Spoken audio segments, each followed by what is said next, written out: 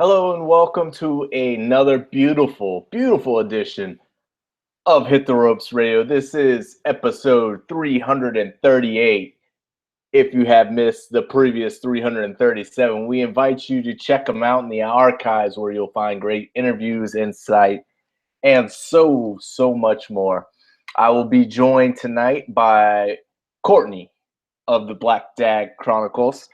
He'll be in just a moment here as we get ready for an evening full of discussion and conversation on the world of professional wrestling. I've got a couple topics that I want to cover. We'll get into a little bit of Raw, a little bit of Smackdown, and a little bit of the Extreme Rules. I was about to say Elimination Chamber, but not quite. We're on Extreme Rules this coming Sunday, so we'll talk about that, the pay-per-view and the groundbreaking event that it is supposed to be and all of that great stuff very, very shortly. Let's get some business out of the way. Make sure you tune in and join us, rather, every day on Twitter. We're at Hit the Ropes. It's quite easy to find.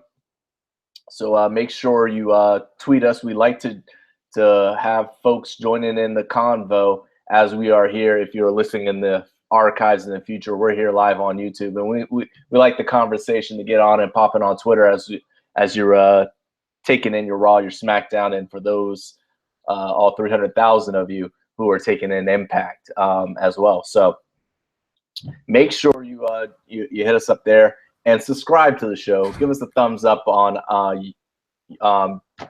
YouTube, and then subscribe to the show, peeps. We need the support. And we need to get this bad boy up and out there. So we encourage you to do so. And as I previously mentioned, we are joined by the host of Black Dad Crons and one part of the fabulous Hit the Ropes Radio. What's going on? We are the best wrestling show on the planet. Hello, everybody. Black Mex in the building. Yes, sir. Yes, sir. So we got a lot going on, Courtney. I got some kind of different topics here. We got special guests popping up. I mean, I'm looking for. Is that in the contract? Do we just have ladies walking up and kissing us? Yeah, my oldest daughter is always trying to get camera time on the show. And it's so okay. My daughter. Where's my daughter? My daughter is not showing her father or any appreciation. That's cool. That's cool. But before you get your cameos over there, a little bit different conversation I want to have, because some things popped up on Facebook that I want to talk about from Mr. Al Snow. We all know Mr. Al Snow, formerly of WWE, Impact Wrestling, all that good stuff. Mm-hmm.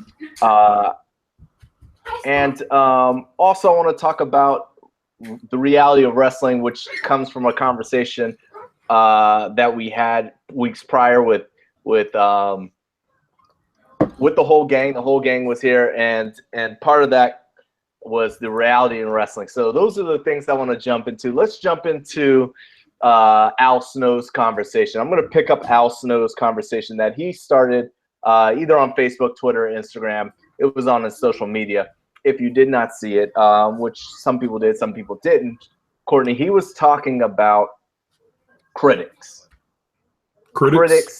of professional wrestling, cited critics of movies, but basically the gist of it, if I hope I'm not butchering his point of view here, but as I interpreted it, was that if you're not in the business, you haven't taken a bump, then you need to sit back in your seat, relax, and enjoy the show. You don't have the position to critique a show. You should not complain about Roman Reigns being in this main event. You should not complain that all of a sudden we've got the Maharaja going from jobber to champion. Now, he didn't cite these specific examples, but this is the conversation that he was having.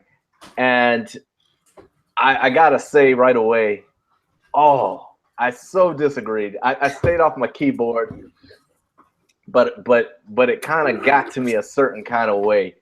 So I want to get your take before I kind of lash out and jump on. What's your thoughts on wrestling fans and being able to comment? As we know the internet wrestling community is notorious for doing so.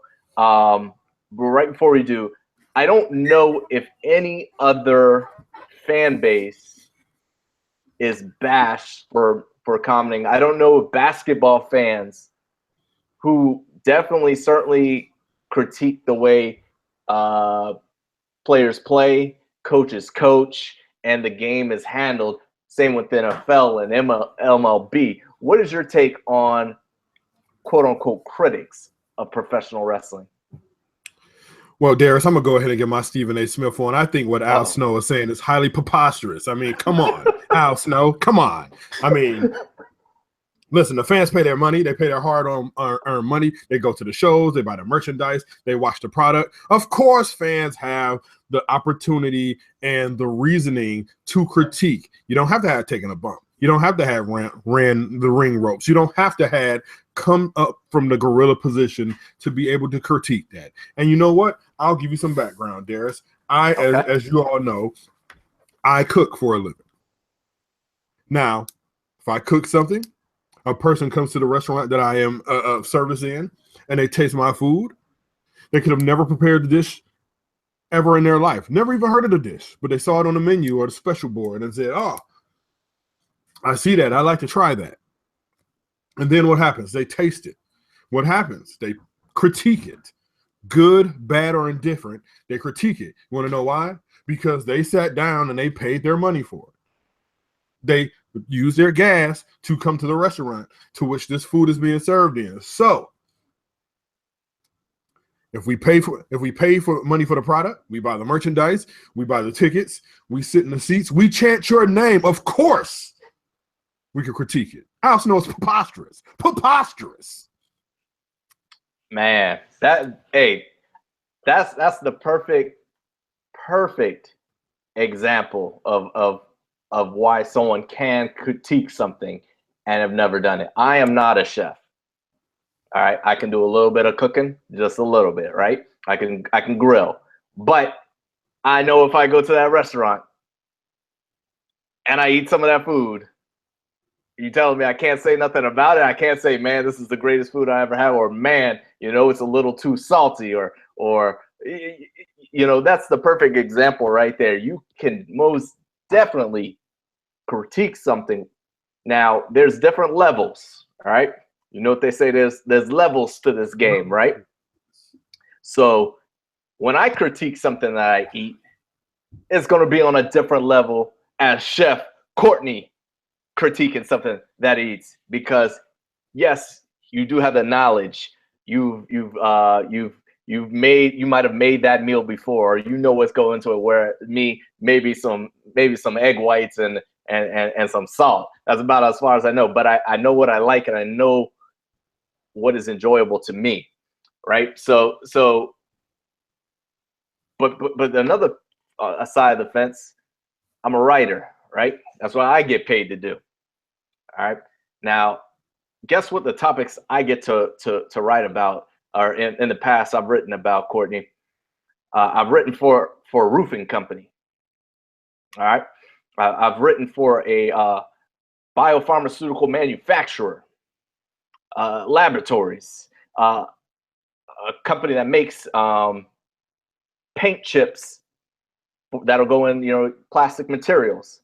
Now, how many of those things have I actually done? I've been on a roof and I've done that, but I certainly haven't been in anybody's lab as a for biopharmaceuticals or laboratory, and many of these things. But guess what? As a writer, I'm expected to do some research, talk to some people, get an understanding of what's going on, and then I have to write about these products as an expert that's supposed to go up head to head as if a roofer or a medical practitioner, anybody in that field picks it up and they reads it, yeah, this makes sense, or yes, I understand this, or even this, guess what? Wow, I learned something I didn't even know before. But guess what? I've never in many of those jobs that I've done, I've never actually done the work, but I can formulate the knowledge by doing research, by studying, by speaking to people. And I'm able to then put something out there in their field that they are able to understand and maybe they'll learn from as well. So what am I saying here? I'm saying I've been watching wrestling for 20 something years. I've been to the shows. I've spoken to wrestlers. I've done my research and the history. I've never been in the ring. I know Shane has been in the ring. He's actually taken bumps. I would like to do so. I have an opportunity because, again, remember I said I speak to wrestlers. There's a wrestler on a popular program that I've become friends with, and he takes his friends in once a year and they do this thing in the ring where they take bumps and learn stuff. So that opportunity is there. I just haven't had the time to take advantage of it. But guess what? We put in the work. We understand without even taking a bump. You can understand storylines. So I thought when I saw that Facebook post and he was screen capturing like, ooh, I got him, because a fan would respond and he would put his response, screen capture it, bam, put it up, and then some other guys in the industry would be like, oh yeah, you told him, Al. Boom, let's like this. Let's. But I just think it's. I think that there are some wrestling fans that say some really crazy stuff, Courtney. Mm-hmm. Some crazy stuff, and because you have those fans. Every day, why is it Cena heel? He should be heel. That we don't. That means nobody knows what they're talking about, right? Mm-hmm. You know, you got those people throwing out crazy stuff, but you know, we got the time in. So I think it's crazy. I think it's a very interesting topic, and I don't know. I don't know. I think it's weird how people in the industry take one. They should be able. You should be, if you're a celebrity, you know, quote unquote, you should be able to take criticism, right? But is there any other industry or profession where those in the business look down on so much those that pay to see them? Well, first and foremost, before I get to my answer, what a charmed life the Caribbean Playboy leads, man. Oh, Lord. To be Shane Howard. Yeah. But no, I mean, I can't think of one. You see it all over Twitter. Wrestlers are fickle people. You know, wrestling is acting. It's performance art. That's how I describe wrestling. And you are, in essence, paid to be a good actor or not. You know, you are, in essence, you know, in theory, you would like to think that your place on the card is chosen by your ability to be a good actor. So, like I said, I've never run ring ropes. I've never taken a bump. I've never come up from gorilla position. But like you said, I've watched wrestling for over 20 years. We've watched wrestling. We've watched the business change. We've watched storylines get worse and worse and more repetitive. We've watched the athletes. You know, it's kind of when I think about it, wrestling is kind of like in a paradox, like the NBA is. The athletes have gotten better, but the skills have maybe taken a back. You know, the skills coming in have maybe have taken a more so of a backseat to the actual you know, the athleticism in the ring. Because when you look at it, you know, I'm a big NBA fan. I'm a hoops junkie, and one of the things that gets often derided in the NBA is the one and done rule, in which high school kids have to be 1 year removed out of high school before they can come into the league. And, you know, people say, oh, that's not fair. They should be able to come into the NBA, you know, right out of high school if they're ready. But 9 times out of 10, well, 9.7 times out of 10, these guys aren't ready to compete. They're just, a lot of them are just really good athletes. Yeah, they could run fast. They could jump high. You know, they may be able to shoot a little bit, but these guys can't do, you know, a simple between the legs crossover to save their life. They can't drive in anything but a straight line. And that's how it seems like wrestling has kind of evolved into. You know, back in the 80s, early 90s, everybody was a power guy. You know what I'm saying? And you even had some power guys doing, you know, dives and stuff coming off the top ropes. But nobody was really like super athletic, much like the NBA was in the 80s and 90s when a lot of guys could only dribble with one hand, you know, shoot a little bit, but their skills and technical ability were kind of like top notch. But as these kids start getting, you know, bigger and more athletic, you know, they're able to use that athleticism based on potential to secure a job, to get really good highlights.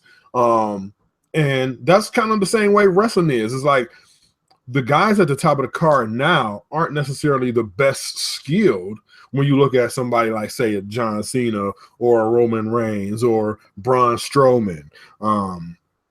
But these guys can do a little something, but it's the fact that they're like, you know, and you know what? Cena can wrestle. Roman Reigns can wrestle. I'm just putting it out there. You know, for all the people that deride their wrestling ability, they're, you know, nobody's power guys anymore. And it seems like when, you know, you see guys that are power guys, oh, they can't wrestle. They don't have a move set. But they're not doing flips and all these technical holds like Dean Malenko. But wrestlers are sensitive people. You see this on Twitter all the time. It's like a lot of them, when they get critiqued from fans, they can easily turn it around on another fan. Like Big E is like genius at doing that. I follow him on Twitter. I've been following him on Twitter for like years. And when somebody is criticizing him, and he always finds a way to spin it into a joke on them or, you know, some sort of irony. But, you know, a lot of guys are crazy sensitive. And that's, you know, I kind of see the way those two parallel with the athleticism being better, but the skills kind of diminishing. I can kind of understand what Al Snow is saying. Well, no, I can't understand what Al Snow is saying because, like I said, we've watched the product change over 20 years, you know, of watching this, because I've been a fan of wrestling personally since I was about 8 years old. That's almost 30 years. So you don't have to be an ex-wrestler or somebody who went to Jimmy Bob's wrestling school to be able to critique it. You know, no, I'll never know what the rush of, you know, being in front of thousands of fans is. You know, I'll never know the rush of walking down that ramp. But I don't have to be able to critique it. And I think, you know, Al Snow is looking at it, you know, kind of short-sighted if, you know, that's his take on it, you know. Right on. And I'm going to piggyback off of what you were talking about to go into our next subject, and guys performing today versus guys performing, you know, when you first got into it and what attracted you to the business from the jump. And I think we talk about, you know, our athleticism, skill, storylines, all of those things. But my concern is everywhere outside the WWE universe wrestles in a totally different style of wrestling, which it could be summed up in, you know, Randy Orton's little rant that ended in dive. You know, we know today the indie circuit is all about the high spot. It's about getting people to cheer. And a lot of that debate, I forgot the guy's name that went up against Prince Puma and you know, Will Ospreay. So Will Ospreay and Ricochet. Prince Puma also goes by Ricochet on the indies. So Ricochet and Will Ospreay, they were doing back and forth, a lot of flips, very choreographed. It looked like something out of a play more than something out of that's a fight. But that's the style that has developed by people who are our age and younger, and that's the style that's popular on the indies. But yet, while they've been working this style for years, they get to WWE, and it's a whole different ballgame. It's completely different. And back in the day when we had our Smoky Mountains, we had our NWAs, we had our territory all across the country, the WWE style may have been different, but I don't think it was that different from what you see, all around the country, where I think the styles are so completely different that makes it harder for people to transition and to develop. And that's why it's taking so long for us to get your Kevin Owens in, even though he spent very little time in the in NXT. But it's crazy. So that brings me, all that to say is, wrestling in reality. For a while we were fighting it. Now we acknowledge the entertainment. How do you feel about it being more about entertainment with even the styles of professional wrestling that we see in the indies? Are you okay with embracing that? Do you think that WWE needs to embrace that style, merge maybe a little bit, if not going completely, or continue on the way they've been running shop? Excuse me. I don't think WWE really needs to try to adapt to that style, because the formula that they have is what's worked. Their core wrestling fan base is still there, and they're always going to be there. But when you look at it, it's almost a totally different product. We acknowledge WWE as sports entertainment, but we don't acknowledge like the indies as sports entertainment. And if you look at something like Lucha Underground and WWE or ROH, those are totally different products, because the way Lucha Underground is styled is like a season-long telenovela, with heroes, villains, and wrestling fits into that format. WWE style was, storyline, for major characters, filler in between, and pretty a lot of talking, So on the indies, the indie matches that I've watched, it hasn't been a lot of talking, and currently it's not, from what I've seen, and people, if you're listening, give me some examples to tell me that I'm wrong. But indie guys are like really bad on the microphone. You know what I'm saying? It's because they don't have that. One thing that WWE, does do is they have that training. So unless you're like used to, speaking in public or actually holding on to a monologue, for a very long time, I can tell you from experience, is because I've done poetry, I've done stand-up poetry. It's very hard to do. Even for like maybe two or 3 minutes is very hard to do in front of a crowd of 10 to 15 people.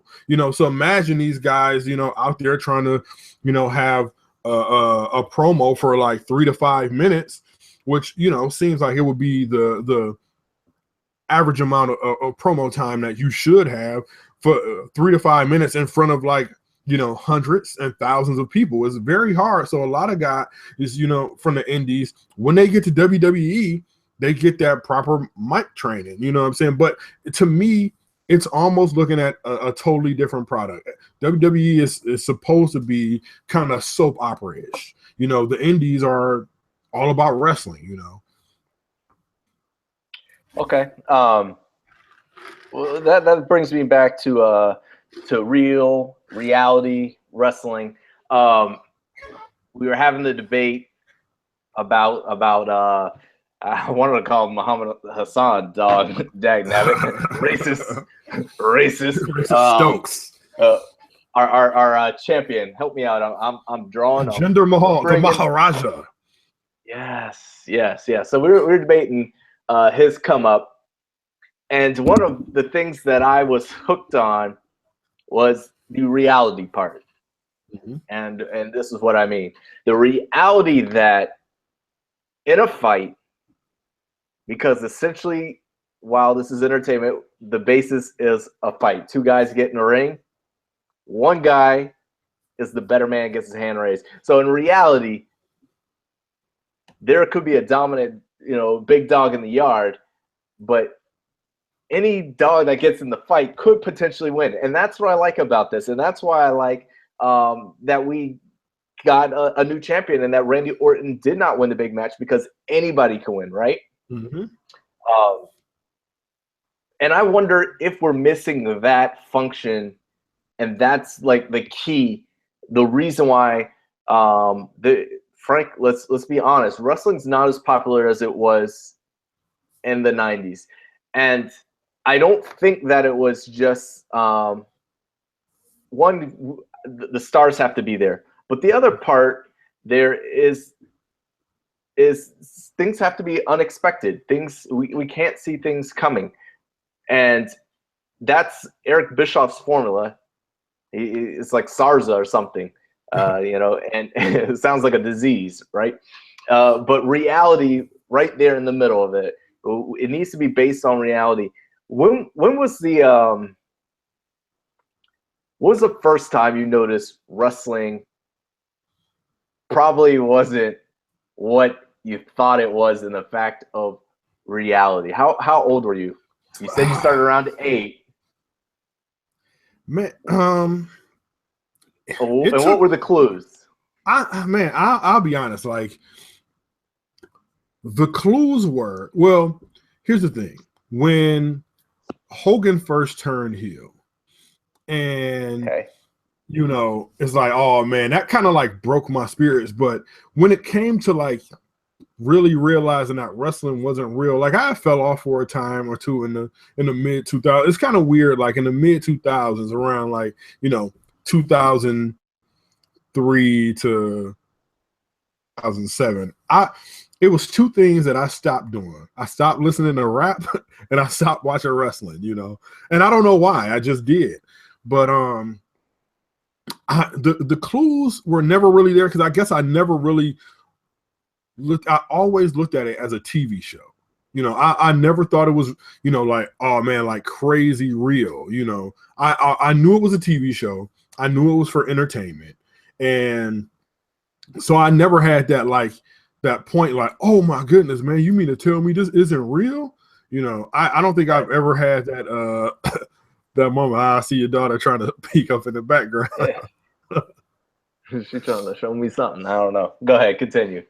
Yeah, but and then once I got on Twitter and I realized, like, hey, these guys are actually friends and hang out. And then when you hear about guys, I guess it was like when you hear about guys on the road with each other, and these two guys are feuding, but they don't hate each other because they ride to all the events with each other. So I guess that was maybe around 2006, something like that. But it wasn't a real, like, oh my goodness, I can't believe this is fake. I knew it was scripted, but I knew that it was, for my entertainment. Okay. Because like I said, when people tell, get on me like about being a wrestling fan, man, don't you know it's fake? I'm like, no, it's not fake. It's scripted. Just like the shows you watch on TV is scripted. Just like that movie you about to watch on Netflix is scripted. The injuries are real. Some of the blows that they take are real. You know what I'm saying? The bumps that they take are real. Yes, they've been trained to know how to take them properly, but mistakes happen. So wrestling is not fake. It's very real in the fact that, you do hit each other on occasion, and it's funny because I've been to wrestling events and set up close and never really, noticed like any punch pulling until I went to the Smackdown show a couple of weeks ago. And and it was funny because even my 10-year-old, she noticed it, but she still enjoyed herself because it's like, it's a TV show. It's for entertainment. It's just like a weekly episodic. It's like something I watch every week, like The Simpsons or Power or, you know, The Wire, any of these other shows, you know, they have their intrigue, their drama, they have their low points. So I guess I've always, you know, thought of new wrestling was, you know, using air quotes, fake, you know, but, you know, it was always just entertainment for me, nothing more. Okay. For me, it was the movements in the ring. For whatever reason, I was able to catch on. It was always weird that I'd be able to catch the patterns. Like if someone Irish whipped someone into the ropes and they turned around, you knew when they turned back around they were going to get a boot in the face as they rushed blindly into the corner. And then, you know, when they go to Irish whip, they go real close. Like, is he telling them? Is he? Yeah, like you know, the headlocks and stuff. And, you know, when it was a point in like maybe 99 to like 2001 where I wasn't as hardcore in the WWE. I was huge in the WCW and then huge in the ECW. So I used to watch ECW every night on channel 38 WADL in Detroit. Shout out Detroit, you know. But ECW, because it was was that before TNN, before they got onto like TNN and stuff? Yeah. That was way before that. It was like cool. You know, your local public channel that, you know, didn't come in clear all the way. You know, that's what WADL was. So, you know, and I used to watch, it seemed like in ECW, the only guys that did promos really were, you know, Taz, RVD, and then you had RVD's manager, you know, blowing the whistle and stuff. But it was just, you know, it was just wrestling and hitting people with chairs and all that, you know. But yeah, I mean, it's just always been entertainment to me. Okay, fair enough. You know. So back to reality. I think that's something that is truly missed. And I love Smackdown doing the land of opportunity, right? Because here's one thing I can say, right? So sorry to cut you off, but here's one thing I can say, because it goes back to, you know, a point that you made. You know, Randy Orton, Jinder Mahal, two men step into the ring. They're of similar size, similar weight. The fight looks like it could be pretty even. And, you know, the only way you'd be able to tell, you know, you'd have like an assumption of who would win this fight is if you've seen them wrestle before and followed their careers. Now let's transpose that to the rumors that Finn Balor is going to be the next up to challenge Brock Lesnar. Look, man, I've seen little dudes beat up big dudes all the time. But you look at Brock Lesnar and you look at Finn Balor, and then you look what Brock Lesnar's done in the ring, and you just look, and it's just like nothing based in reality at all. You know, it just seems like it was different with, you know, Daniel Bryan, Brock Lesnar potentially, because we knew how Bryan, how tough he was, how hard he hit, you know, how dangerous his feet were, how lethal his holds were. But we haven't seen any of that, you know, really from Finn Balor. I mean, he was aggressive on Monday, you know, in a really good match, a really good triple threat match. But it's kind of like you try to base those two in reality, and you look at Brock Lesnar or Finn Balor, and you say, "Oh man, this is gonna be no contest," you know. But you look at Jinder Mahal, Randy Orton, and you say, "Oh man, both of these dudes, they some pretty cut, man, you know, mean looking dudes. You know, anybody could. It's a toss up, you know." So it's kind of weird that, you know, you brought that up, because it's really, you know, SmackDown being a land of opportunity lends itself to that. Whereas Raw is just like, who's the hottest name we got? He's gonna get the face time. Yeah, and let's back off of that, talk a little Raw, but stay in our the same lane here of reality. And you mentioned Finn Balor's name versus Brock Lesnar, but there's what, 5 guys vying for that opportunity? Now, WWE's got to do their thing. They've got to write a storyline. But why did you pick out Finn Balor's name out of the 5 guys? Not Joe, not Roman. Could Because it be those are Paul Heyman? those are the names that I have been floating around on the internets, man. Finn Balor. Like my preferred outcome is that Samoa Joe wins this match, because Samoa Joe has been brutally underused since he's come up to the main roster. And we know Samoa Joe can get down. Look, man, we've seen Reigns versus Lesnar. We've seen Rollins versus Lesnar. I don't want to see Bray Wyatt versus Lesnar. Because I don't think that Brock would fall for all of Bray's, parlor tricks and stuff.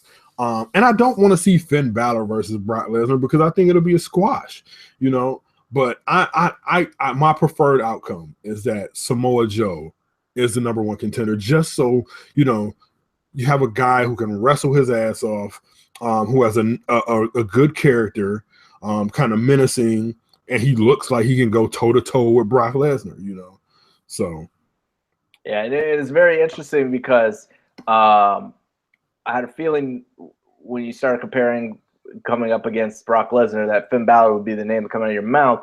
One, because that's the way WWE is scripting for it to go. They brought out Paul Heyman to cut a promo about how Brock is awaiting him. But later that evening, they did a table for 3, which was taped around WrestleMania, with Eric Bischoff, Jim Cornette, and Michael PSAs. And I can't remember which of the 3.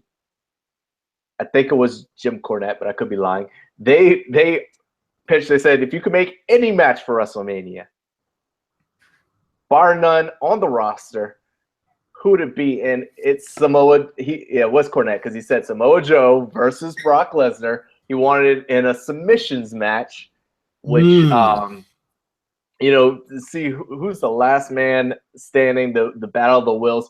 And that, for me, for a long time, when Samoa Joe was in NXT, everybody was begging for him to be called up to fight one man, Brock Lesnar. And then it was rumored last year when they went to Hawaii that a lot of the shows was supposed to feature Samoa Joe versus Brock Lesnar. And it never happened. Never happened. But so we were asking for this as fans, and Triple H and crew had to have seen it. They had to have seen the people tweeting about this. But yet the return of Finn Balor trumps all of this.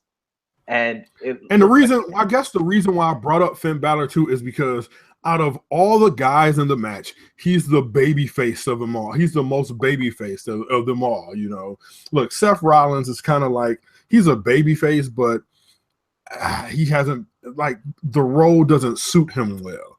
Everybody hates Roman Reigns.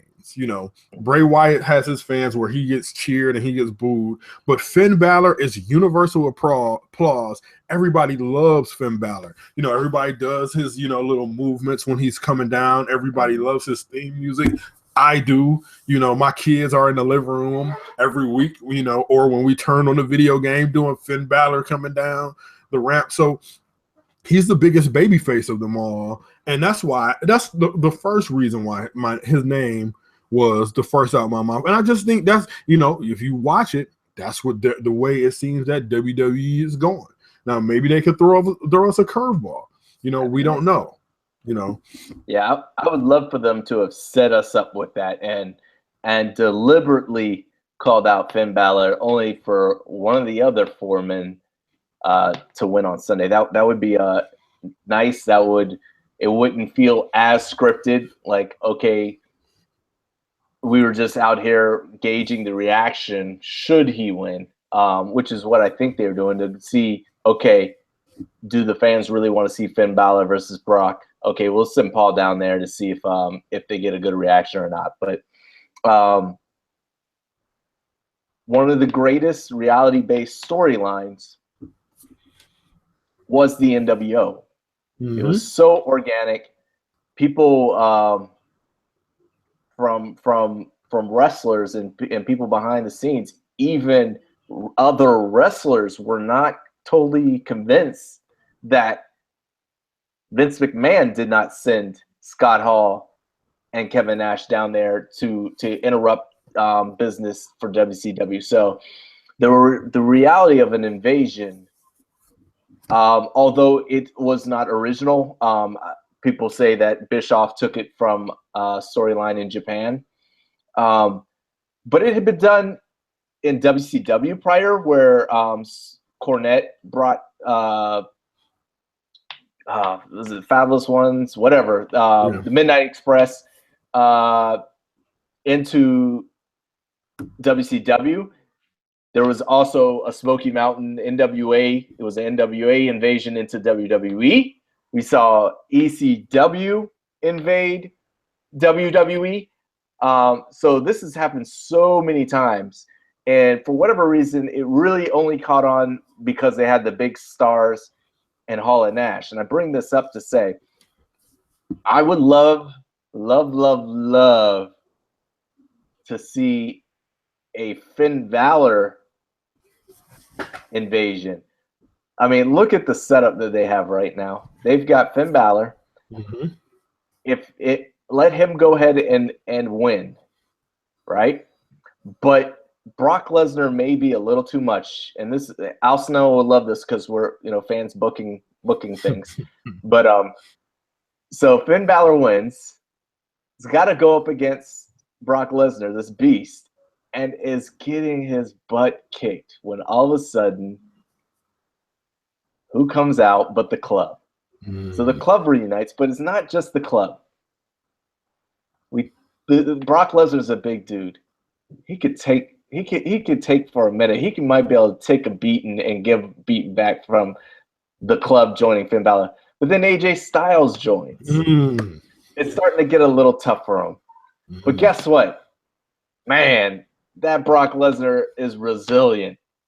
He is very resilient. So you know what? Out of the crowd comes Adam Cole, brand new signing, who is also Bullet Club material.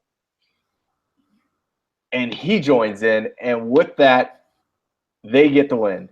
All right, so we got Finn Balor. He's the new champion on Raw, but you know what? That's not good enough for the Club.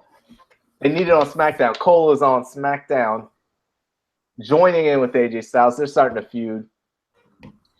And guess what? That's not enough. After a year off, they bring back the new member of the Bullet Club, Cody Rhodes. Cody Rhodes makes his return. And we get this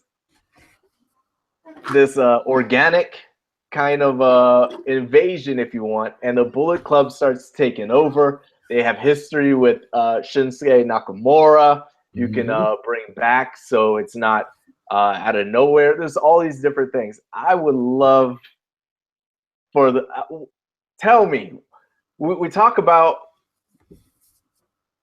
Finn Balor getting his shot against Brock Lesnar when kind of the organic thing was Samoa Joe. That's what people had been asking for years. The Bullet Club has returned, and then they got broken up because of the brand split. Never really took off. Those two guys can't do it on their own. I'm sorry. They don't do it. Why hasn't the WWE, whether they want to call them the Club or the Balor Club, why haven't they pulled the trigger on reuniting the Club in a dominant way? Not just because they fizzled. Is it because they didn't get a good enough reaction? They tried it and it didn't work? I think what it is one, because Finn is a babyface and they want to, they're scared to lose that, and I was about to say Hall and Nash, but Carl and Doc were brought in as heels, the one of the best tag teams in Japan, all that. Their history of being, one of the best tag teams in the world in Japan, but they were brought in as heels. And I think WWE is scared to put, obviously, arguably their top babyface and align him with, heels, because if you look at the format, the top babyface has never been aligned with, heels. And look, you've had Finn Balor at house shows, with a sign before the club came over, where's Doc and Carl, so I think it's just a natural, it's a natural way for them to progress. And you see, they've had very little interaction on Raw, with each other. So it seems like they're kind of like purposely keeping them apart, just so the heelness of the club won't rub off on babyface Balor. Yeah, so I think they're scared. And this is the thing. Admittedly, we talk about what fans know, what they don't know. Here's the one thing that I haven't been able to understand because I haven't been privy to understand it, and that's the financial aspect of it. So that's without a shadow of a doubt, folks on the inside have access to that other people, which will prove Al's point in many respects, is why is it so bad to turn somebody who is extremely popular to a heel? We'll use John Cena, for instance, since he's the obvious choice. He sells a lot of merchandise, and he does Make-A-Wish, the number one wish granter of all time of any industry, right? So those are two reasons off the top. But my question is, you take this good guy and you turn him bad. Does that not open up a spot for someone to then rise as the good guy? And maybe they won't immediately. There'll be some drop. Obviously, there's some risk involved. There'll be some drop. They're not gonna immediately start selling if Cena's selling at 10-1 to everybody else in T-shirts. They're not gonna all of a sudden get that 10 to everybody else's 1. It's gonna be a progression. Maybe they'll be still 1-2, and it'll take 6 months. But you would think if someone is so hot, so heated, that somebody would be elevated from the fans. Oh, this can't happen, and be able to take that spot. So that's that's the thing I struggle with. Finn is the good guy. He's doing well. People love to put the face paint on. They buy the merchandise, and I get that. But if you turn him heel, could we not get somebody to get into that role and be elevated by being in his presence on the other end of the ring? I don't know. You will, and it seems like we'll never know because WWE is scared, and I understand that everything in the long run comes down to money. They're publicly traded. They gotta appease the shareholders. That's why the show Raw went to 3 hours. That's why we have so many commercials.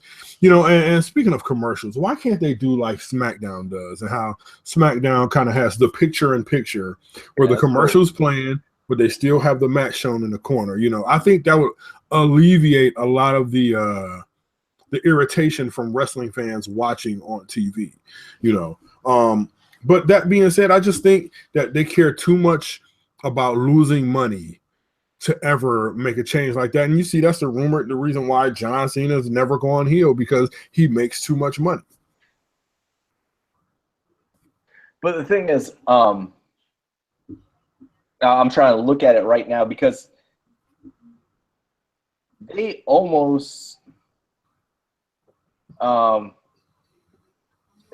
reading it now. John Cena said on Chris Jericho's podcast during his Cena's feud with The Rock that he was pretty much about to go heel. He paid $5,000 to the seamstress to get new ring gear. I'm a lie and say there was music and stuff involved and everything like that. But he already paid for it. So, yeah, he even recorded new music, purchased new gear. So they were on the verge of doing exactly what everybody wanted. And if he had that big, I know he's like a 50-50 guy. Some, the older people hate him just to hate him, and then the kids, you would think there's enough women and children out there that would have been so distraught that would have worked, even though you risk of flipping it. Okay, those who booed before cheered, now who cheered will boo, and maybe we're at the same exact point. But it's just crazy that they're so gun shy to pull the trigger. Much like, I think another part that made things real and got us hooked was promos. And promos come, even though they have those promo classes at NXT. I've heard so much from Charlotte and Becky Lynch and Sasha Banks on podcasts talking about working with Dusty Rhodes when he was alive. And in that master class, if you have it, about promos, they spend so much time on promos, yet it has to be scripted. Like, and it comes off that way, and you see it with some guys who struggle. Roman Reigns comes to mind. I think one of the things is that WWE doesn't realize that everybody is not made to shoot off a 5-minute promo. Like Roman Reigns, because he was the quiet one of the Shield, he was the silent assassin. He never came off as a guy ever needing to sit down, come out to the ring and do a 5-minute promo. And it didn't really fit the character that they were trying to build, but yet they still did it anyway. Like, as much as people love Sasha Banks, I do not like when she has a microphone in her hand, but if you look at some of the guys that the best talkers they have, you look at, to me, their top two, Miz, and since Chris Jericho is gone, Kevin Owens, from the old, recordings that I've seen, Kevin Owens, back when he was Kevin Steen on the Indies, talked a lot before matches. So he's been doing it for a long time. And then a lot of people are certainly, aren't that charismatic enough to deliver that. Kevin Owens looks like a guy he comes off as a guy who's been called fat his entire life, and he's been able to flip that. He learned how to flip that, use that into his character, and now he's like one of the best. I think Miz, he's one of the best talkers they have. Miz is the best talker that they have, hands down, and nobody can argue, especially since Jericho is gone. But nobody that they have right now can hold a candle to what Miz does on the mic. But Miz, he was doing promos back when he was on Real World. So he's been doing it for a long time. Yeah, but he was bad when he got in. He couldn't even recite the scripted lines that they gave him for those diva segments. He was really bad. So he put in work. And I think a lot of times they gotta let the guys go off script, because you can tell that Kevin Owens' promos aren't scripted. Some of them maybe, but then it seems like he goes off key, off script a lot more than others do. And it works. It totally works. Some guys just have that natural charisma to do that.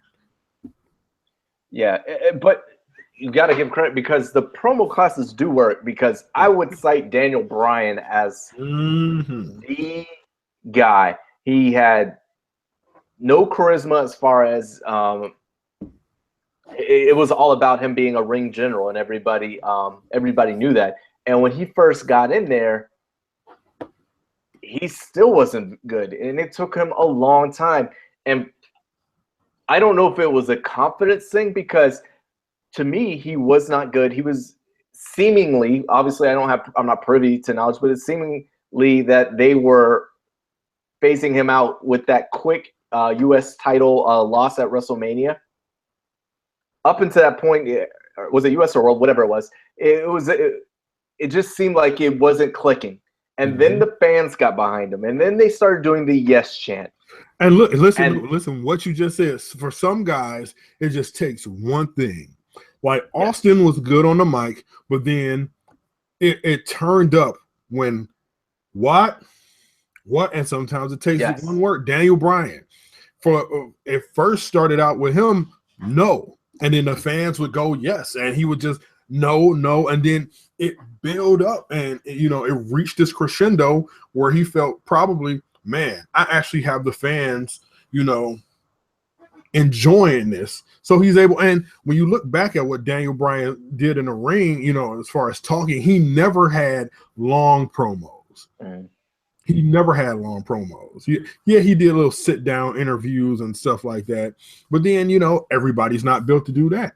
Roman Reigns came off as a totally different person when he was doing those sit-down interviews when he was injured, but Roman Reigns was the guy that the fans all cheered for. Roman Reigns was the guy in the Shield that everybody wanted. And they got him, and then he got hurt. But WWE wanted to keep him fresh on everybody's minds, and they had him talk, and it didn't work. And that's my critique of the WWE. They've got to see the organic things. They've got to continue to try things out. We see some people get into the booth with the announcers. Austin Aries, while he was injured, they allowed him to come to 205 Live on the mic. That gave him some familiarity with the fans. They were able to get behind him, rally behind him, and that was CM Punk. Yes, these things are launching pads, so they're thinking outside the box. When they do that, that is great and very, very helpful. It will be, and it's, you got to look at people's strength. Look at Braun Strowman. Braun Strowman was just another member of the Wyatts. They broke him out. What do you do with this guy? Well, let's play on his super size and strength. It seems like an obvious, right? But they have other big guys. They have other strong guys, but they really put stuff behind that and let it take off. That's part of his reality. That was who he was before entering the WWE ring, and it's kind of allowed him to be, he's missed. He's truly missed because there's a big gap right now without a world champion, and they're trying to scramble with all this, finding the number one contender to tie up and all that good stuff. So, but if you look at what if how they use Braun Strowman with a microphone, as opposed to how they use Roman Reigns with a microphone. The way that they booked Braun Strowman with the microphone is the way that they should have booked Roman Reigns with the microphone. He doesn't have to say a lot to show you that he's a badass, And Braun Strowman carries himself like that.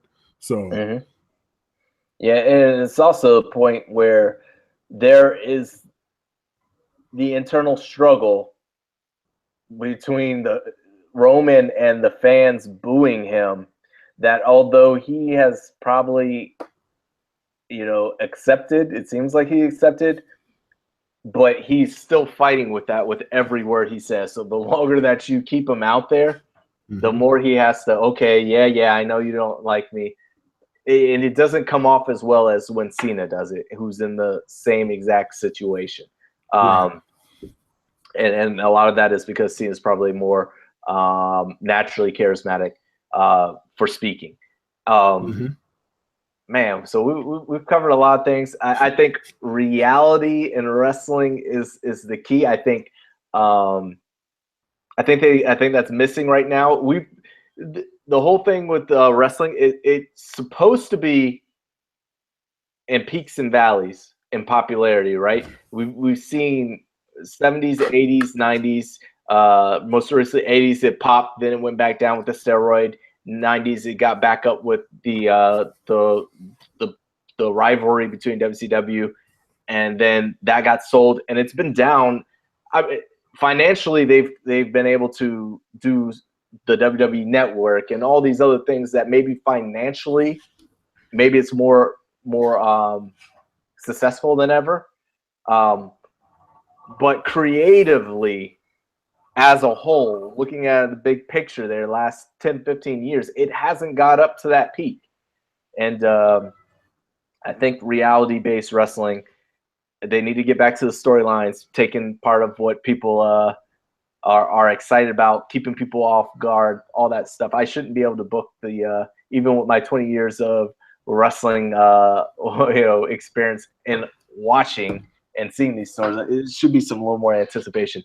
Now, and Courtney, I also think, just to piggyback off that a little bit, it's also become so predictable that you can easily it leads to more critique, because it's like, I know what's going to happen. You can see this happen. That's what they're building to, and boom, it happens. So exactly that, and as someone who's new to watching wrestling, they can't spot those things. But we have seen, and I think Eric Bischoff or someone said there's only like 3 real storylines in professional wrestling, and everything else gets recycled with new players and new music and all that stuff. But even still, they should be taking off of real world scenarios. Like, to me, some things to me seem like so obvious that aren't being done that could be done. The fact that in real sports, combat sports, one wrestler, or excuse me, one combatant doesn't just get satisfied with holding one belt. I would love to see Asuka go after all the women's titles. To show how dominant that she truly is, because they've built her character up that she's so dominant. And you read now that the rumor is they want her to challenge Goldberg's record. Why not? Why not say, you know what? I've run through all these women in NXT. Why not have Asuka show up on Raw and confront Alexa Bliss or Bayley or Sasha Banks, or have her show up on SmackDown and confront Charlotte or Naomi? Isn't that the perfect storyline? Because she's like, you guys, for those who were there when she was there, Bayley, I believe, comes to mind. The only reason why you could be champion at up here is because I wasn't there. When I had the title and you were there, you weren't champion, I was. But obviously Bayley doesn't hold the title right now. It goes to Alexa Bliss, but she could say that about Alexa. I'm guessing their time overlapped. I don't remember, but the point being is, let's take some of these reality-based themes and ideas and let's infuse it into our wrestling instead of having the same old storyline week after week after week after week. And I don't know. I have some ideas, but I'm just a fan. We're just fans. We're just fans. We don't really know too much. We're just supposed to just sit there and stare at the screen and applaud. And then when we don't like something, just keep our mouth closed. So it's all good though. I think it's fun. I think that's one of the exciting things about wrestling. And we covered all that. And I did that on purpose because I didn't really care to cover Raw and SmackDown, because it just wasn't. It's so the formula is so redundant there that it wasn't interesting. I do want to shout out that the ladies are getting their first ever women's Money in the Bank match. And shout out to Nia Jax for actually calling out Raw, because Nia Jax hasn't been on Raw in 3 weeks, and she hasn't wrestled in a month. If you look at SmackDown, they have all of the women involved. If you look at Raw, and that's it. Because, man, I've seen a lot of critique on the "This Is Your Life" Bayley segment. First of all, we have to stop doing those. But secondly, it was just terrible. Now, I like Alexa Bliss. I think she is the best woman that they have, especially on the microphone and as far as charisma goes. That was vomit-inducing, And when it comes to the 5 hours of wrestling that I watched this week, the only thing memorable was the triple threat match, which was a really good match. Seth and Roman had a really good match. And that's another thing that's understated about Roman Reigns is like a lot of people love to say Roman is boring and he can't wrestle, but he consistently puts on good to great matches, you know. And then the New Day's return on SmackDown, because I thought that segment was, you know, pretty much gold. And I love the fact that the Usos were able to give it back to the New Day in their own, you know, specific way. I love the character direction of the Usos, by the way, right now. And I don't want to come back and immediately get the tag championships, you know. But I have a feeling that that's what's going to happen. I hope not. We don't want it to be predictable. That's what we keep saying. Exactly. And you know what? Another subtle thing about you know, wrestling. We're talking about characters. Breezango has kind of found their groove with the little fashion police segments, and the fact that can actually wrestle, man. They can really wrestle. You know, Tyler Breeze is no slouch. Fandango is no slouch, you know. But that's giving those guys an opportunity. I guess they were given an opportunity to flesh these characters out on their own. But, you know, the Fashion Police is one of those things, even though it's small and a lot of people aren't paying attention to it, it's one of those small things that you see wrestlers do to kind of, I guess, take control of their character, and it's worked. You know, for me at least, it's worked because I think they're funny, you know. And like I said, both of those guys can wrestle. I haven't caught all of it. I of course caught their last match, and I thought that was way too much for me. Way too much comedy with bringing in the mop and being the old man, old janitor or whatever. That was too much for me. Comedy wrestling, it has to be great to even be good. I know that kind of doesn't make sense, but it has its place. Yeah, it has its place, and I've seen it on Twitter. People are loving those. What are they called? The fashion files. Yeah. I've only seen one of them, so that's good. That's outside the box. That's different. That's something to help that character explode, and they need it. And Nia Jax is supposed, you know, just to go back to how do you leave her out? She should be,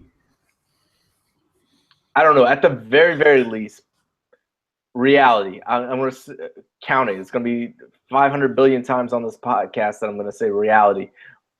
In real life, Nia Jax should be the champion. Well, she should be the champion, but if she is not the champion, then they should piggyback on her real life friendship with Alexa Bliss. Mm-hmm. Those they are the, you know, they go up and down the road. Let's, you know, you see them on Instagram together all the time. Exactly, an ode to Shawn Michaels and Diesel. You could have that same thing. History can repeat itself, where Nia Jax has her back just until the moment she feels neglected or overlooked, or the little one has gotten a little too cocky, and Nia Jax wants to show I'm the baddest chick on the planet. And can you imagine them coming to the ring and them posing in the ring? You know, Alexa Bliss doing the HBK pose and Nia Jax with the Diesel pose. Oh my! Like, I am fanning out for something like that. Because it would be dope if you ask me, and it would also probably create a lane for the other women on the Raw roster. You know, it'll blow it up, expand it, because I am not a fan of the same old the Four Horsewomen in any kind of reincarnation mix. I need fresh faces infused in that. I mean, at least we got Sasha Banks on Live this week, I guess. Yes. So they're trying to do something to infuse that brand. We've spoken to how that's a dead brand right now. But yeah, it would be interesting. It would be different. I wish they continue to expand, get outside the box just a little bit, and break away from the formula that they're doing. Let's talk with the segments, blah blah blah. So, man, Courtney, we didn't even touch on Extreme Rules. It's coming on Sunday.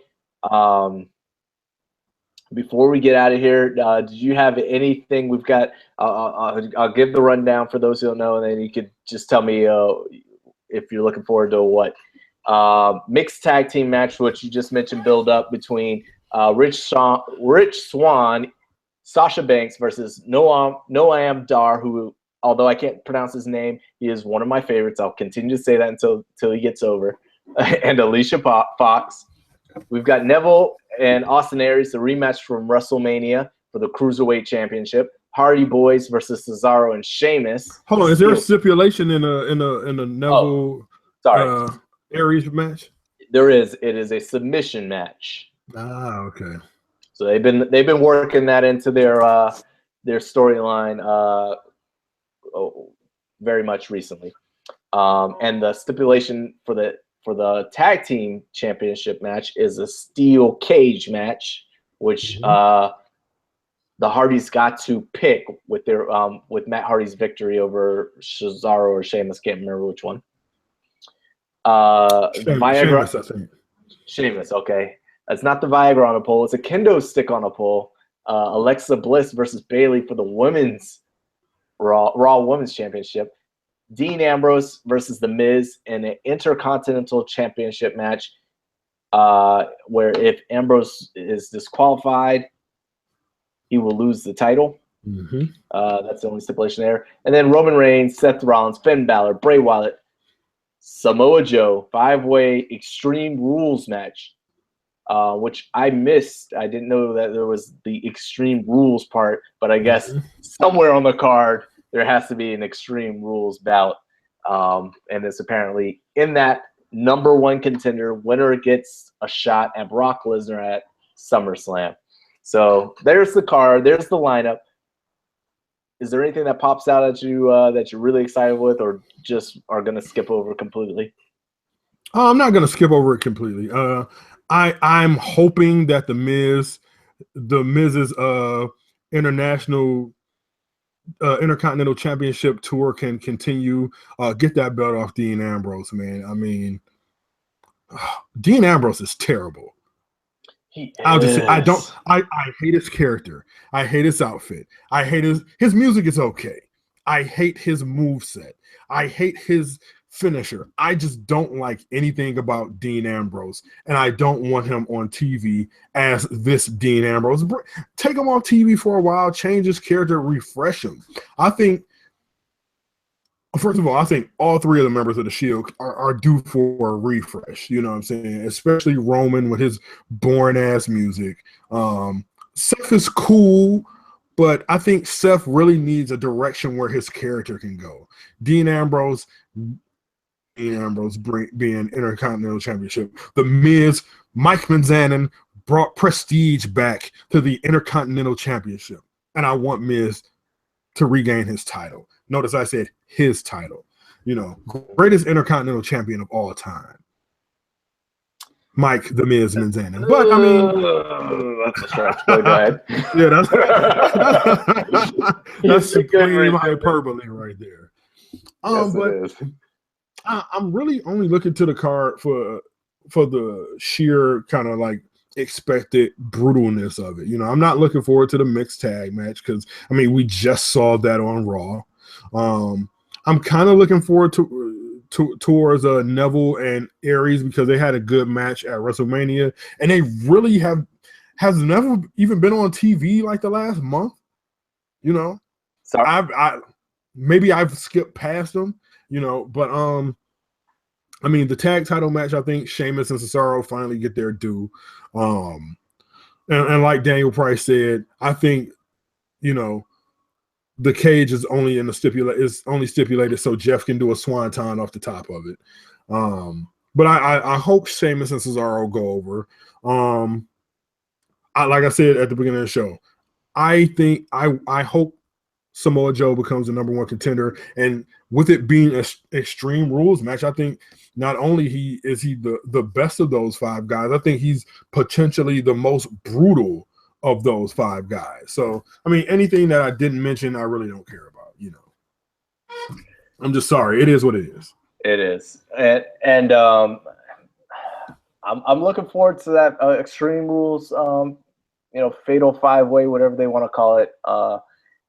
I think there's the talent in there is so good that it can't be neglected, and we're definitely going to get the match of the night there. Outside of that, man, the Neville and the Austin Aries match will probably be okay, I'm thinking. I was all for the Hardys showing back up, but they're getting really close to the Dudley Boys run when they return. Yes. It's getting real boring real fast. It faded so quick. It was amazing that night. We were, Shane and I were in the crowd at WrestleMania, and we popped like everybody else. And then the next night, it was nice to see them. And then the next night, it was pretty good. And then the next night, listen. I don't know what type of faith, if any, the Hardys boys have, but whoever they look up to, they need to get on their knees and pray to them that they win this lawsuit or get it settled so they can bring the Broken Brilliance to the WWE. Because if not, if that's a 1-year deal, they're one and done. Because it's just been like, okay, I truly don't know where they go from here. I was not a fan. I know you were a fan of the Cesaro Sheamus after that 7-bout series concluded. I know you were on board. They are starting to dress like a team, act like a team. They're getting away from the kind of silly tension between the two. Mm-hmm. And I would favor them to take the straps from the Hardys, and let's see what we can get out of the Hardys now, and move on with. Of course, they'll probably get a return match, but let's move on with the Sheamus and Cesaro, and let's see what they can do. So, I'm not looking forward to the cage match really, but I'm looking forward to the outcome, if that makes any sense here. Sheamus and Cesaro have made that feud interesting. Like, I'm not interested in Matt and Jeff as the Hardy Boys at all. And it's like, this isn't, 2001. They developed characters that were so much better than they were as just the Hardy Boys since then. Like, even Matt Hardy Volume 1, is better than just Hardy Boy Matt Hardy. And they're just the Hardy Boys, and that's it. And I'm so tired of hearing, Michael Cole shout out the Hardy Boys every week. Take the boys off of it. Actually let them be actual characters. You know what I'm saying? But like I said, Sheamus and Cesaro have made this feud. Yeah, eventually they don't just set the bar. They are the bar. Okay. You really on that bandwagon. I'll let you stay there. But I'll say this: even Lil Bow Wow and Lil Romeo had to grow up one day and just become Bow Wow and Romeo. Mm-hmm. So eventually, the boys have to become men. They have to grow up, and I get it. They had a lot of T-shirts in that warehouse that they needed to unload from their first run. They had to dust them off, blow the cobwebs off, and had them Jeff neon armbands, man. They had to get rid of those. I hope they sold through now. The new fans, the old fans who grew out or lost, or the other shirts got too raggedy. They needed to get a new one. They needed an update. That's done.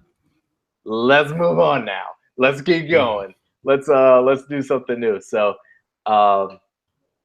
overall, I should be tuning into this pay-per-view. But again, we'll see. Man, there's a lot going on, but we're already halfway past the hour.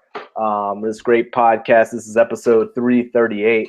As I mentioned at the top of the podcast, if you have not seen episodes 1 through 337, we encourage you to check out this YouTube page or iTunes, where they have the old interviews. Some of those may be cringeworthy, but some of those are good too. So go ahead and take a look and be the judge for yourselves. Courtney, is there anything else you need to get off your chest. We're running, late here. We've gone into overtime, as we used to say back in the day. As we stand. Nope. Just follow the show at Hit the Ropes on Twitter. Download, listen, share. The best wrestling show on the internet. So I said it. Just show some love. And thanks for everybody who shows love week in and week out. Give us those 5-star reviews on iTunes. So. But and Daniel Price is correct. Stokes is currently in some sort of rehab facility after that beatdown, that verbal beatdown he took, and he didn't go too much with me on Twitter on he didn't go back and forth too much with me on Twitter after last week's verbal beatdown, but he'll probably be around next week, I think. We might be able to dig him up. But for Courtney, this is Darius. We thank you for tuning in at Hit the Ropes on Twitter, Facebook. Make sure you I'm choking here. My mouth's dry. It's been a long time. It's been a long hour and a half. I'm dying. So with that, I'm off. Make sure you share the show with someone. Peace.